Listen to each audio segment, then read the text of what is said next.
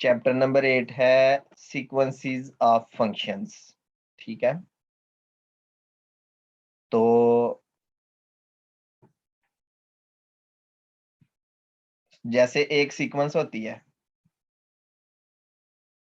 ठीक है ना, इसी तरह फंक्शंस की भी एक सीक्वेंस बनती है। मैं उसके बारे में मैं आपको थोड़ा सा बता दूं कि ये कंसेप्ट पता है कहाँ से आया था। जैसे ये देखें, मेरे पास एक फंक्शन है, ठीक है ना, उसका बिहेवियर कुछ इस तरह से है। ये जैसे जैसे मैं एक्स की डोमेन मान लें कि ये एक्स की डोमेन है, ठीक है, तो एक्स की डोमेन जो है ना मैं सारी यूज कर रहा हूँ, तो फंक्शंस बनते जा रहे हैं। मैं इसके कलर चेंज करूंगा, ठीक है, ये मैंने एक्स की वैल्यू चेंज की, फंक्शन फिर आगे चला गया, फिर एक्स की वैल्यू चेंज की, फंक्शन। और तो ये जो है ना फंक्शंस की एक सीक्वेंस आपको नजर आ रही है, ये इस तरीके से। तो एंड पे जाके जो लास्ट पे फंक्शन बनेगा ना, ये हम कहेंगे कि जो फंक्शन की सीक्वेंस है ना वो इस लास्ट वाले फंक्शन को अप्रोच कर रही है। तो डेफिनेशन से आपको और बेहतर समझ आएगी, कुछ एग्जांपल्स भी हम करेंगे। ये देखें जी, ए कोई सबसेट है आर का, तो ए जो है ना, ये जितने भी फंक्शंस बनेंगे, ये जो एफ एन लिखा है ना, एफ एन यही है। जो यहाँ पे देखें ना, सबसे पहली कर्व को आप F1 मान लें, दूसरी कर्व को आप F2 मान लें, फिर F3, F4, और चलते चलते ये एफ एन जो है ना वो एन अप्रोचेस टू इन्फिनिटी पर क्या होगा, किसको अप्रोच करेगा। तो ये हमारा आज का काम है कि हमने ये देखना है, ये इतना मुश्किल नहीं है। तो F N A to R, जबकि एन कोई नेचुरल नंबर हो, हर नेचुरल नंबर के लिए एक नया फंक्शन बनता जाएगा। तो इस तरीके से जो है ना हमारे पास एक F N sequence of functions बन जाएगी। इसको मैं ये जैसे ये लिखा हुआ है ना, तो ये कैसी सीक्वेंस है, ये f1x है, f2x है, f3x है, और चलता जाएगा। अब जो x है, ये मैं आपको बना के ना दिखाता हूँ। देखें, सबसे पहले नंबर पे जो सीक्वेंस है ना fnx है। fnx का मतलब है, पहले आप नेचुरल नंबर में वेरिएशन करें, क्या आ गया, f1x, f2x, f3x, और इस तरह से ये बन गई सीक्वेंस। अब f1x क्या चीज है, अगर हम f1x की बात करें, तो f1x देखें, x की सबसे पहली वैल्यू यूज करें डोमेन में से। आप मान लें कि जो डोमेन है, अगर आप इसको 0 से 1 मान लेते हैं, तो सबसे पहली वैल्यू आप कह लें कि 0 पॉइंट समथिंग है, 0.000 समथिंग। फिर f1x अभी तक स्टिल जो है ना, जब तक आप पूरी डोमेन यूज नहीं कर लेंगे f1 खत्म नहीं होगा। f1 ठीक है, 0.0000002 आ गया, फिर चलते गए लास्ट पे, फिर f1 0.99 समथिंग आ गया। तो x की जो वैल्यू है ना पूरी डोमेन पे आपने वेरी की, तो f1 आपके पास आया। फिर f2 सारी वेरिएशन होगी तो f2 आएगा, फिर f3 आएगा, और चलते चलते ये सारे आपके पास फंक्शंस बनते जाएंगे, ठीक है। लेकिन क्योंकि ये जो काम है ये टाइम टेकिंग है, और ये बहुत लेंथी काम है, इसलिए थ्योरम्स बनाए जाते हैं ताकि ये जो लेंथी काम और ये सारा प्रोसेस है ना, इसको शॉर्ट किया जा सके। तो अब हम आगे चलते हैं, आपको डेफिनेशन बताता हूँ। देखें, लेट कर लेते हैं कि एफ एन एक सीक्वेंस है फंक्शंस की, और ए कोई सबसेट है आर का। अब जो सीक्वेंस है ना फंक्शंस की, वो ए से लेके आर तक है। और उसके बाद वो ये क्या कहना चाह रहा है,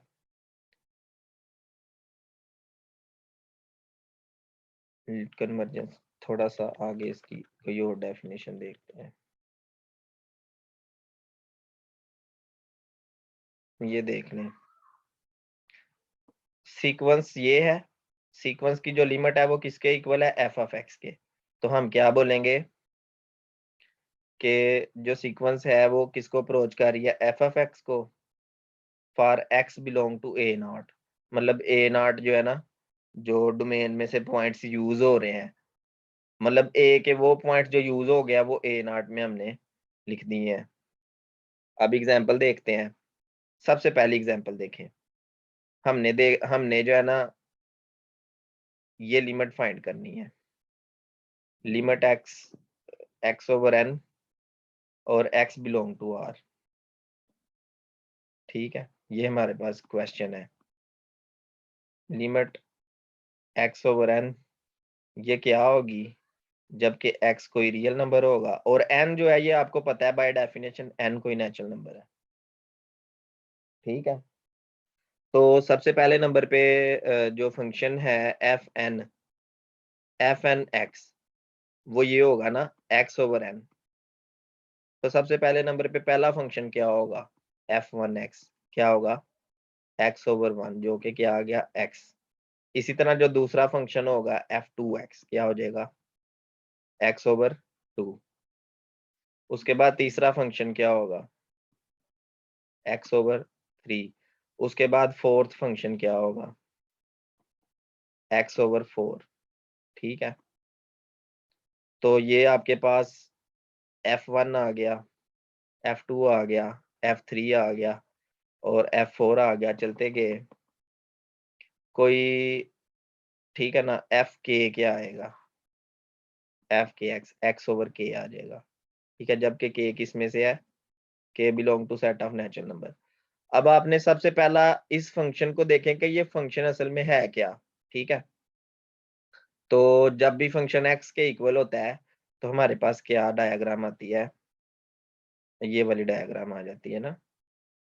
ये पूरे रियल नंबर हम यूज कर रहे हैं एक्स की जगह पे।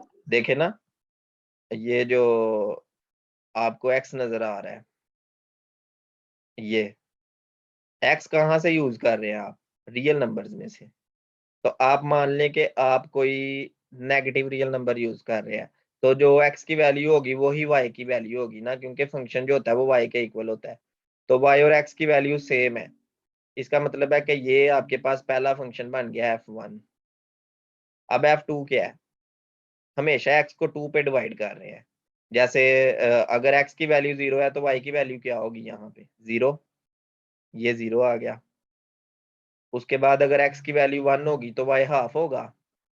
अगर एक्स की वैल्यू वन है तो वाई की वैल्यू कितनी है, हाफ। तो वन और हाफ कहाँ पे आ गया, यहाँ पे। ठीक है,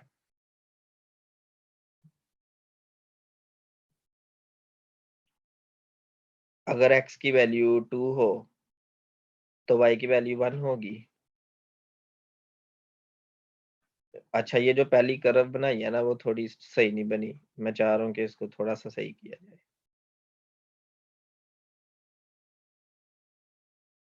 इसको थोड़ा सा ठीक कर लेते हैं,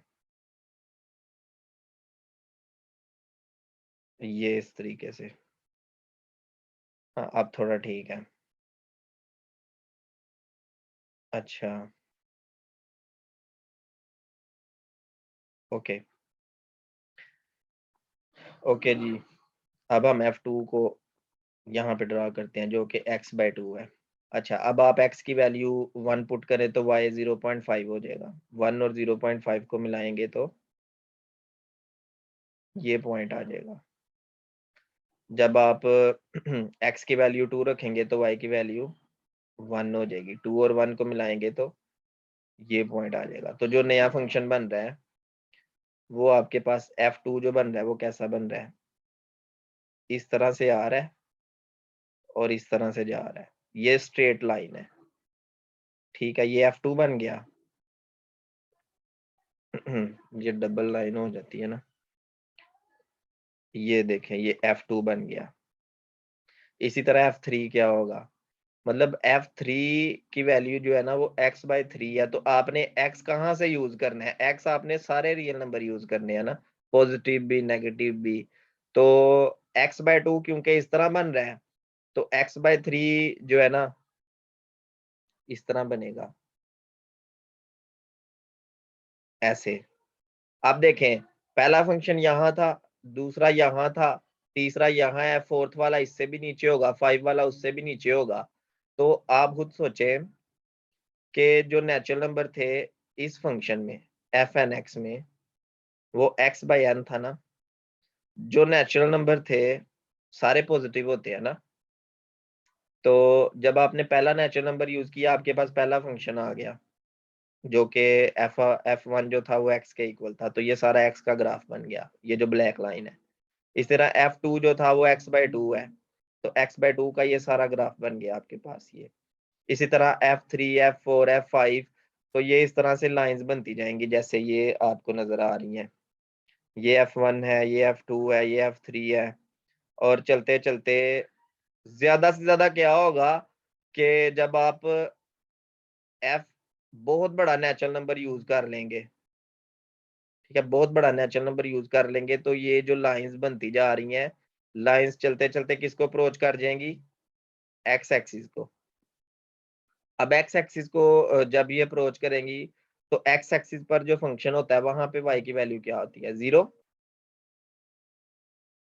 देखे ना, वाई 0 कहाँ पे होता है? आप खुद सोचे। अगर मैं इस जगह की बात करूं, यहाँ एक्स की वैल्यू 1 है पर वाई 0 है। अगर इस जगह की बात करें, यहाँ एक्स की वैल्यू 2 है, वाई 0 है। यहाँ एक्स की वैल्यू 3 है, वाई 0 है। इसका मतलब है कि ये जो एक्स एक्सिस है, यहाँ पे वाई की वैल्यू हमेशा 0 रहती है। ठीक है, तो हम कह सकते हैं कि डायग्राम से हमें पता चल रहा है कि ये किसको अप्रोच कर रहा है फंक्शन। लिमिट किसको अप्रोच कर रही है? लिमिट अप्रोच कर रही है एक्स एक्सिस को, क्योंकि ये जो ब्लैक लाइन है, लाइंस खिंचते खिंचते कैसी हो जाएंगी? ऐसे हो जाएंगी ना, इस तरह से। और एक टाइम आएगा जब हमारे पास कौन सी लाइन बन जाएगी? ये वाली, ये ये जो ब्लैक लाइन मैंने ड्रॉ की है, ये लाइन हमारे पास बन जाएगी। ये फंक्शन आएगा, इसके बाद जो है ना कोई और फंक्शन नहीं आएगा। ठीक है, इसको अप्रोच कर जाएगी लिमिट। तो उसको चेक करने का ये तरीका है कि यहाँ पे हम जस्ट क्या करेंगे, लिमिट अप्लाई कर देंगे। Limit n approaches to infinity F N X, तो क्या आ जाएगा? Limit n approaches to infinity x/n। x जो है वो सेपरेट हो जाएगा, limit of n approaches to infinity 1/n। और इसका आंसर क्या होता है? 0। तो x times 0 is equal to 0। ठीक है, और x जो है, आप तमाम रियल नंबर यूज कर लें, हर रियल नंबर को 0 से मल्टीप्लाई करेंगे तो आंसर 0 ही आएगा। तो ये ट्रू है। ठीक है, तो ये सीक्वेंस ऑफ फंक्शंस जो थी ना वो 0 को अप्रोच कर गई है। इसी तरह दूसरी एग्जांपल अगर हम देखें, दूसरी एग्जांपल जो है वो x की पावर n है, जबकि x बिलोंग टू r है। पूरे रियल नंबर आप यूज कर सकते हैं। अब हम इसका बिहेवियर देखते हैं। तो जो दूसरी एग्जांपल है, दूसरी एग्जांपल में जो gn है सीक्वेंस, वो x की पावर n है। तो सबसे पहले नंबर पे सीक्वेंस को तैयार करने का ये तरीका है कि नेचुरल नंबर यूज करते जाएं। x1 आ जाएगा, x2 आ जाएगा, x3 आ जाएगा, x4 आ जाएगा, x5 आ जाएगा, x6 आ जाएगा, और ये चलता जाएगा। ठीक है, तो हाँ, हम ये कह सकते हैं ना कि वो जो सीक्वेंस थी वो 0 फंक्शन को अप्रोच कर गई है। बिल्कुल कह सकते हैं। ठीक है, तो इसको हम क्या कह रहे हैं? इसको हम F1 कह रहे हैं, इसको हम कह रहे हैं F2, इसको क्या कह रहे हैं? F3। अब F2 की, अगर F1 की बात की जाए, तो F1 ऑफ x जो है वो x के इक्वल है, और x कहाँ से है? x एक रियल नंबर है। तो इस चीज को अगर हम यहाँ पे ड्रॉ करें, ठीक है, ये उसने लिमिट उसने पूरे तरीके से डिस्कशन किया हुआ, ये सारा डिस्कशन हम भी करते हैं। ठीक है, तो सबसे पहले नंबर पे जब ये x के इक्वल होगा तो ये वही बात है ना कि ये सारी लाइन आ जाएगी f1 की। अब हम f2 की बात करते हैं। तो f2 जो है वो x का स्क्वायर है। तो जो x स्क्वायर होता है वो क्या होता है, 0 पे 0 होता है, 1 पे 1 होता है, और 2 पे इसकी वैल्यू क्या हो जाती है, 4। तो हमारे पास ये आ जाता है।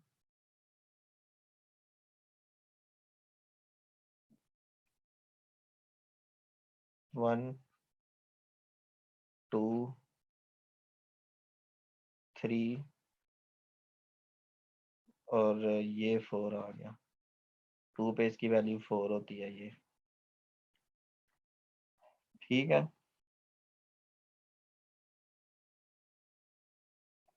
ये आप समझ लें कि ये यहाँ पे टच करके ना इस तरीके से, ये थोड़ा सा ना मेरे से ड्राइंग नहीं सही हो पा रही।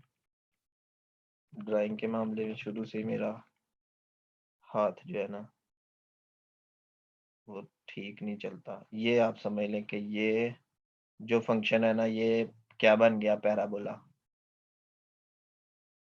ठीक है, और f3 अगर देखें तो वो एक्स क्यूब है।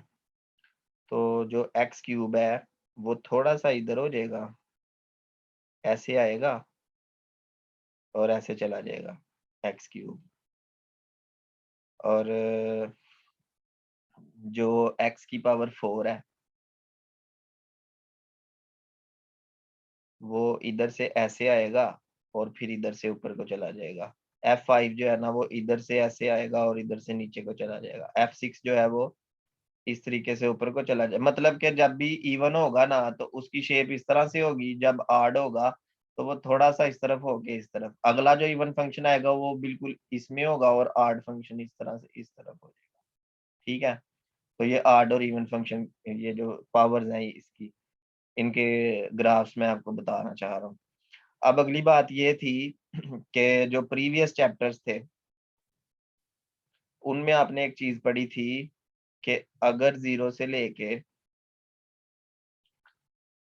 1 के दरमियान में x हो तो x की पावर n जो होती है वो किसको अप्रोच करती है।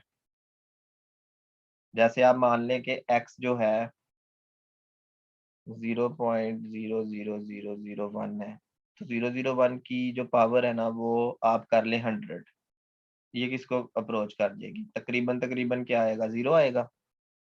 सोचें जरा, 0 आएगा, बिल्कुल ठीक।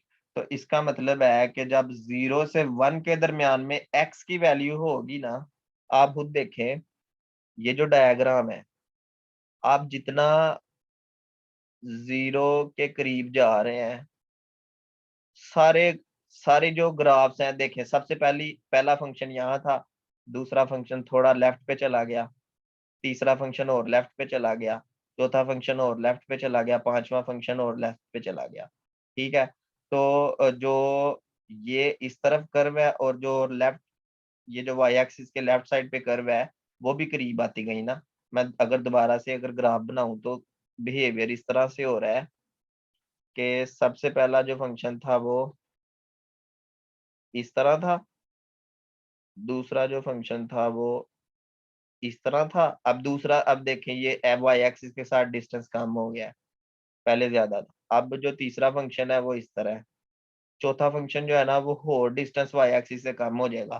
तो जैसे जैसे आप फंक्शंस बनाते जाएंगे वैसे वैसे वाई एक्सिस के साथ डिस्टेंस कम होता जाएगा। ठीक है, और अगर हम कन्वर्जेंस की बात करें तो 0 से 1 के दरमियान में एक चीज हमें नजर आ रही है कि x की पावर n, आप नेचुरल नंबर कोई भी यूज करें, ठीक है, जब आप इसमें लिमिटिंग अप्रोच लगाएंगे तो x की पावर n की जो सीक्वेंस है ना, ये वाली सीक्वेंस, ये किसको अप्रोच करेगी, 0 को। अगर x जो है पहले तो एक्स था ना रियल नंबर, तो रियल नंबर का मतलब है कि पूरी रियल लाइन आप एक्स एक्सिस के लिए आपने देखनी है। तो पूरी रियल लाइन का मतलब है माइनस इन्फिनिटी को एक्सक्लूड कर दो, इन्फिनिटी को एक्सक्लूड कर दो, इन दोनों के अलावा हर पॉइंट जो है ये रियल नंबर है। तो 0 से 1 के दरमियान में ना इसका जो बिहेवियर है वो बड़ा स्पेशल है। जैसे ये वन से बाहर जाता है, अब वन का मतलब है कि जैसे टू, तो टू की पावर अगर आप एन करें तो ये इन्फिनिटी को अप्रोच करता है। अगर आप 2.1 की पावर एन करें ये भी इन्फिनिटी को अप्रोच करता है। लेकिन जैसे ही आप 0 से 1 के दरमियान में से कोई भी नंबर ले रहे हैं, लेट से कि आप के ले रहे हैं, के बिलोंग करता है 0 से 1 के दरमियान में, तो 0 से 1 के दरमियान में बड़ा स्पेशल इसका जो है ना बिहेवियर है। चाहे आप जीरो को इंक्लूड भी कर दें, ठीक है ना, जीरो इंक्लूड भी कर दें, जीरो की पावर एन भी जो है ना ये भी जीरो ही है, ठीक है। तो इसका मतलब है कि 0 से 1 के दरमियान में जो ये सीक्वेंस ऑफ फंक्शन है ना, ये जीरो फंक्शन को अप्रोच कर रही है। ये सारी जो डिस्कशन यहाँ पे लिखी हुई है, ये वो मैं आपको बता रहा हूँ कि जो सीक्वेंस है ये कन्वर्ज कर रही है। हाँ, नेगेटिव नंबर भी आप यूज कर सकते हैं, बिल्कुल। देखें, क्योंकि देखें जितना इसका इस तरफ से बिहेवियर है उतना इसका वाई एक्सिस, जैसे पहला फंक्शन ये था, ठीक है ना, दूसरा फंक्शन इस तरफ हो गया, तीसरा और उस तरफ चला गया और उस तरफ चला गया, तो -1। अब क्योंकि हमने पहले नंबर पे तो 0 से 1 चेक किया ना, 0 से 1 में ये जीरो को कन्वर्ज कर रहा है। अगर आप इस तरह करें कि -0.00001 की पावर आप ले ले 101, तो ये तकरीबन तकरीबन माइनस 0 समथिंग, और ये बहुत ज्यादा जीरोज होंगे, और तकरीबन तकरीबन इसको हम जीरो मान लेंगे। तो इसका मतलब है कि -1 से 1 के दरमियान में जो है ना ये किसको अप्रोच कर रहा है।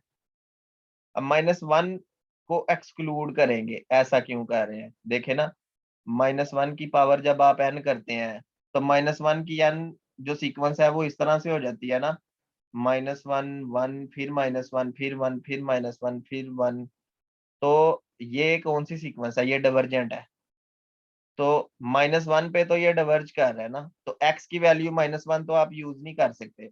इसका मतलब है -1 आपने निकाल दिया है। मतलब जब भी एक्स बिलोंग करेगा इस इंटरवल में से, एक्स की पावर एन जो सीक्वेंस है ये किसको अप्रोच करेगी, जीरो को। और जब वन वन पे बात करेंगे ना, at X is equal to 1, X की पावर एन अप्रोच करेगी 1 को। तो इसकी दो लिमिट्स आ गई हैं, एक जीरो आ गई है और एक 1 आ गई है।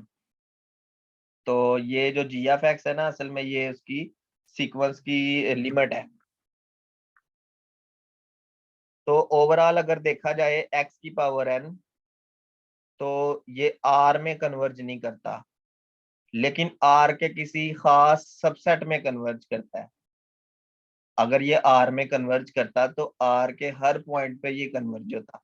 अब देखे ना, आर में से एक पॉइंट -1 मिल गया है, -1 को मैं यूज कर रहा हूँ यहाँ पे, तो ये डिवर्ज हो रहा है। -1 के अलावा और बहुत से पॉइंट्स ऐसे हैं जहाँ पे ये सीक्वेंस डिवर्ज हो रही है। जैसे -2 पे डिवर्ज हो रही है, 2 पे डिवर्ज हो रही है, -1.1 पे डिवर्ज हो रही है। इस तरह बहुत से ऐसे पॉइंट्स हैं जहाँ पे ये सीक्वेंस डिवर्ज है। लेकिन ये कन्वर्जेंट कहाँ पे है, आपसे ये क्वेश्चन आ सकता है कि ये सीक्वेंस कन्वर्जेंट कौन से इंटरवल पे होगी।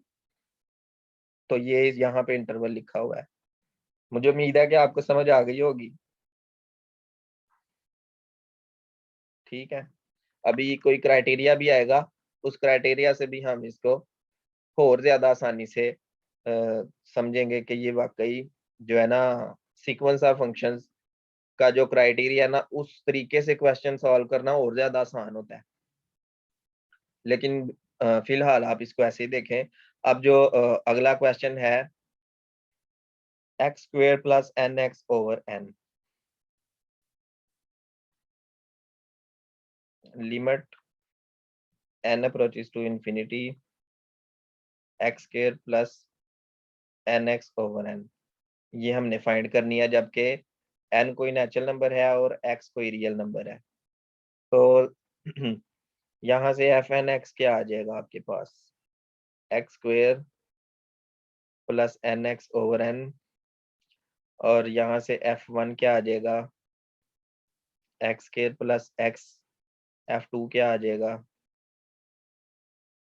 फार्मूला यही है, देखने X square plus N X, ठीक है। F2 आ जाएगा एक्स स्क्वायर प्लस 2x/2। चलते चलते एफ के क्या आ जाएगा, एक्स स्क्वायर प्लस kx/k, और ये चलता जाएगा, ठीक है। ओके, तो सबसे पहले नंबर पे जो ये फंक्शन है, ठीक है, एक्स स्क्वायर प्लस एक्स, तो एक्स स्क्वायर प्लस एक्स का ग्राफ आपने नहीं बनाना। वैसे मैं ये कहना चाह रहा हूँ कि ग्राफ क्या होगा, तो इसका जो ग्राफ है ना वो कुछ इस तरह से पैराबोला बन रहा है। आपको पता है ये पैराबोला ही होता है। ये देखें, ये पैराबोला बन गया। उसके बाद H2 जो है,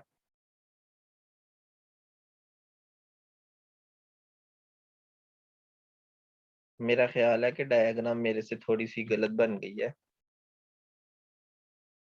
डायग्राम कुछ इस तरह से है कि पैराबोला सही वाला ना ऐसे बनना है, ये इस तरह करके ना, टू जो है, ये भी नहीं सही लग रहा मुझे,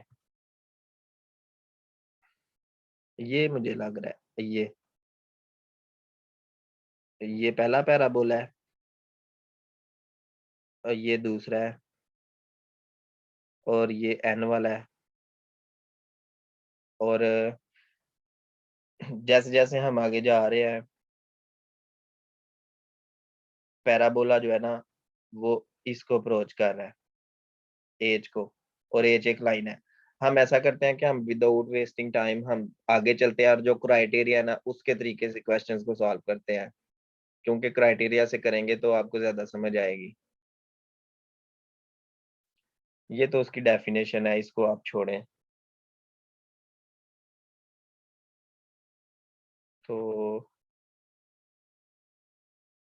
ये सीक्वेंस की कन्वर्जेंस है, ये यूनिफॉर्म कन्वर्जेंस है। अभी कन्वर्जेंस ऊपर जो हमने पढ़ा है वो कौन सी कन्वर्जेंस थी, पॉइंट वाइज कन्वर्जेंस थी ना, एक एक पॉइंट को हमने चेक किया है। तो जहां पे वो कन्वर्ज होता है, पॉइंट वाइज कन्वर्जेंस और यूनिफॉर्म कन्वर्जेंस में पहले डिफरेंस देख लें। पॉइंट वाइज कन्वर्जेंस का मतलब है कि जिन पॉइंट्स पे वो कन्वर्ज कर रहा है वहां पे ये पॉइंट वाइज कन्वर्जेंट है, ठीक है, मतलब जहां जहां पे कन्वर्ज कर रहे हैं हम बता देंगे। तो जो यूनिफॉर्म कन्वर्जेंस की बात कर रहे हैं ना यहाँ पे, ये यूनिफॉर्म कन्वर्जेंस का मतलब है कि तमाम पॉइंट्स पे ये कन्वर्ज, तमाम पॉइंट्स के लिए सिंगल फंक्शन आए। जैसे देखें, पूरी रियल लाइन हमने यूज की है ना, तो पूरी रियल लाइन ये जो फंक्शन एक्स की पावर एन था, सीक्वेंस ऑफ फंक्शंस, तो ये जो सीक्वेंस ऑफ फंक्शन थी इस रियल लाइन के लिए कन्वर्ज नहीं कर रही थी, लेकिन इसके खास पोर्शन में ये कन्वर्ज कर रही थी, तो वो फिर यूनिफॉर्मली कन्वर्जेंस नहीं होगा, क्योंकि देखे ना कि यूनिफॉर्मली कन्वर्जेंस होता तो ये पूरे रियल नंबर पे इसने कन्वर्ज करना था, पूरी डोमेन पे इसने जो है ना कन्वर्ज करना था। तो जो क्राइटेरिया है ये भी नहीं।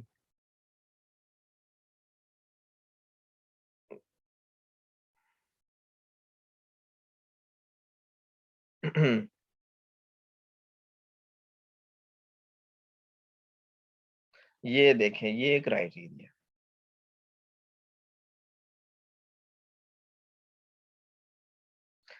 इस क्राइटेरिया के थ्रू हमने देखना है कि यूनिफॉर्मली कन्वर्ज एक फंक्शन करता है या नहीं, ठीक है। तो ये इसको हम फॉलो करते हैं, किसी एग्जांपल को सॉल्व करते हैं ना।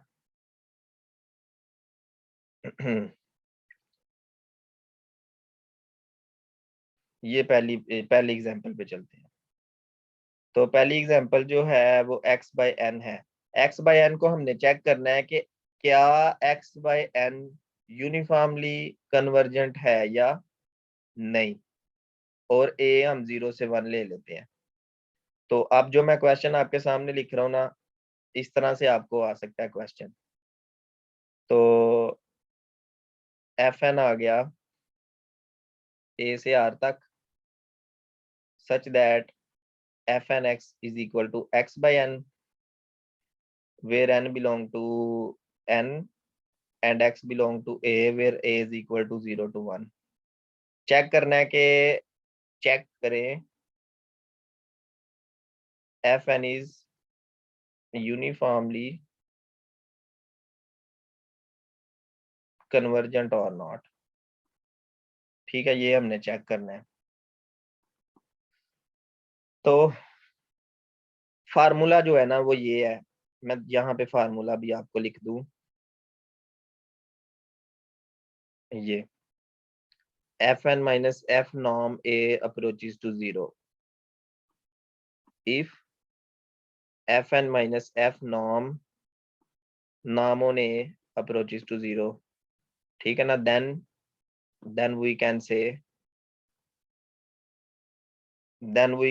that, एक second,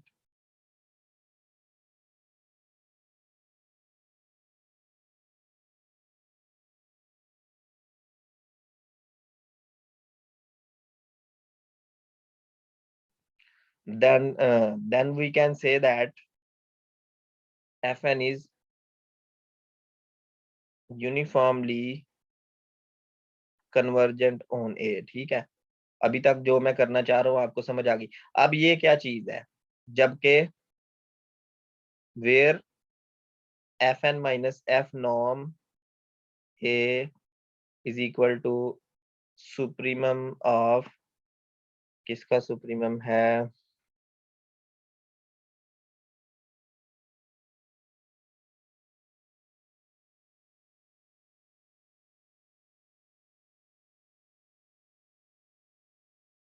fn minus f, supremum of fn minus f mod।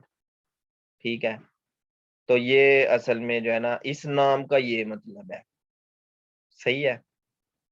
तो f क्या चीज है, where f is limit, where f is limit of fn। तो f जो है ना वो fn की लिमिट है, जो आपने प्रीवियस सेक्शन में देखी है। हमने चेक करना है कि ये देखें लिमिट कब आती है, लिमिट तो चले आ जाती है, वो पॉइंट वाइज में आ जाती है।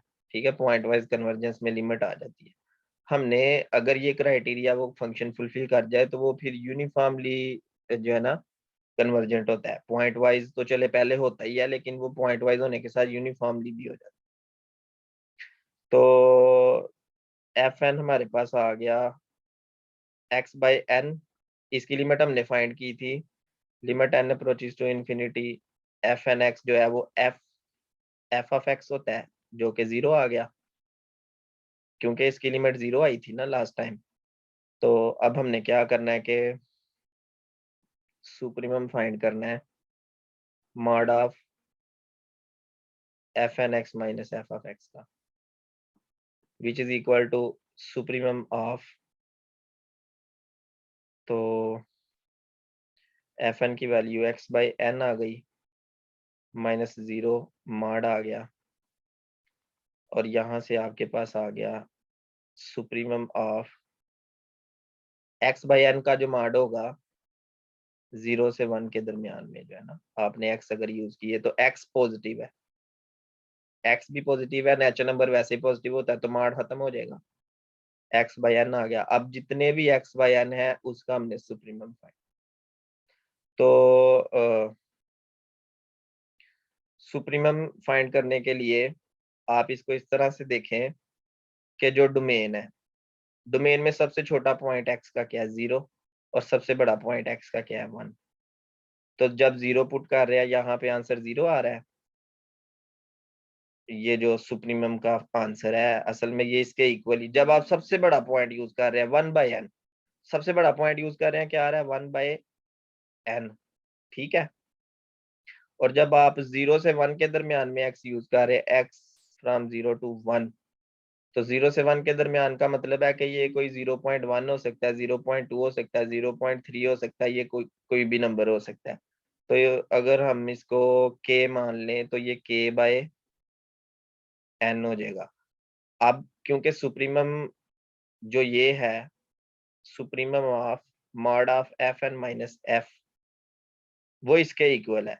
अब आप इस बोथ साइड पे लिमिट अप्लाई कर देंगे, limit N approaches to infinity, क्योंकि हमने कहा था कि ये जो नॉर्म है ये जीरो को, अगर जीरो को अप्रोच करे तब हम कहेंगे कि यूनिफॉर्मली कन्वर्जेंट है, जबकि इस नाम का फार्मूला जो है ना सुप्रीमम के इक्वल है। तो अप्रोच करने का ये मकसद है कि इस नाम की लिमिट आपने फाइंड करनी है। तो अब हम limit N approaches to infinity right side पे भी और लेफ्ट साइड पे भी अप्लाई कर देंगे, एन टेंड्स टू इन्फिनिटी। तो सबसे पहले नंबर पे जीरो तो जीरो ही रहता है, के बाई एन भी जीरो को अप्रोच कर जाएगा क्योंकि एन की वैल्यू इन्फिनिटी को अप्रोच करेगी, वन बाई एन भी जीरो को अप्रोच कर देगा। तो ओवरऑल जीरो पे भी जीरो है, वन पे भी जीरो है, जीरो से वन के दरमियान में भी लिमिट की वैल्यू जीरो है। तो ओवरऑल हम कह सकते हैं हेंस कि एफ एन माइनस एफ की जो नाम है सेट ए पर किसको अप्रोच कर रही है, जीरो को। So f n is uniformly convergent on A. तो ये हमने यहां से चेक किया यूनिफॉर्म कन्वर्जेंस, एग्जाम्पल नंबर, ये जो एग्जाम्पल ए है ये हमने इसको सॉल्व किया है, f n is uniformly convergent on A. ठीक हो गया। इसी तरह आप एक्स की पावर एन के लिए जो, अब ये डोमेन देखें, प्रीवियस एग्जाम्पल में जो डोमेन उसने ली थी ना, आपको मैं दोबारा से बता दूं, देखें डोमेन उसने पूरी रियल लाइन ली थी, और इस पूरी रियल लाइन पे जब उसने पॉइंट वाइज कन्वर्जेंस की बात की तो उसके पास दो लिमिट्स आई, लेकिन वो उसके खास पोर्शन मतलब -1 से 1 के दरमियान में आई, दो लिमिट्स, एक जीरो और एक वन। तो बाकी सारे रियल नंबर्स के लिए ये फंक्शन डाइवर्ज कर रहा है। ठीक है, अभी मैं आपको लिंक सेंड कर रहा हूँ, बाकी डिस्कशन हम करते हैं, बस 2 मिनट रुके।